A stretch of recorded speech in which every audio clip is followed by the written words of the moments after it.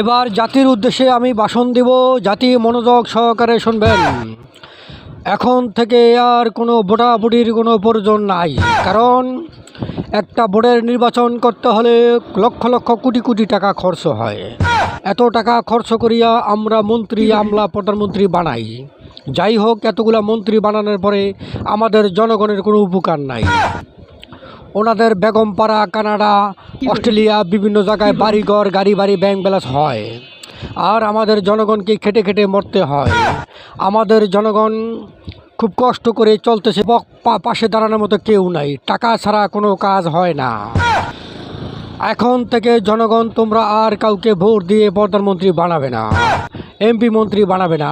তোমরা এখন থেকে ভোট দিয়ে ভোট ছাড়া আমাকে প্রধানমন্ত্রী বানিয়ে দাও। আমার বেগমপাড়া, কানাডা, অস্ট্রেলিয়া, সিঙ্গাপুর কোথাও কোনো বাড়িঘর নাই। আমার বাড়িঘরে এই দেশেই আছে, যদিও সেটা আমার না, আমার বাপ দাদার, আমার নিজের কিছুই নাই।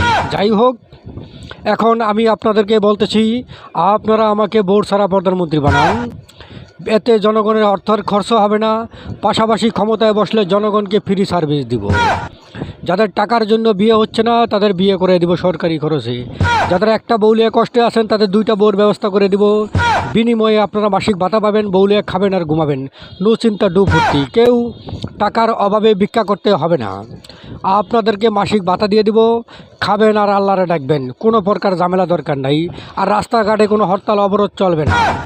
যাদের চিকিৎসা দরকার তারা ফ্রি চিকিৎসা পাবেন, টাকার জন্য কষ্টে মরতে হবে না।